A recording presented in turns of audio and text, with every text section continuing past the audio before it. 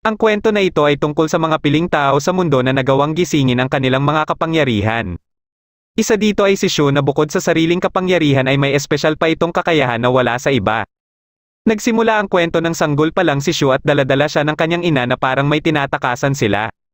Habang kinakantahan si Shu ng kanyang ina ay lumabas mula sa isang bahay ang isang ginang na si Lin. Inaniyayahan ni Lin ang ina ni Shu na pumasok sa loob ng kanyang bahay sa pag-aalala na din na baka magkasakit ang dala nitong sanggol.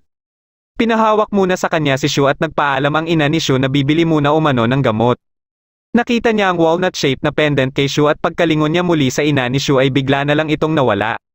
18 taon ang makalipas habang nasa isang festival sila Shu at ang inampon nitong si Xiaoyu ay napadaan sila sa isang fiery show. Dahil nahihirapan sila na mapanood ang nagtatanghal ay hinila ni Shu si Xiaoyu at pumunta sila sa harapan. Nang matatamaan na si Shu ng apoy ay napansin niya na parang huminto saglit ang mga tao at may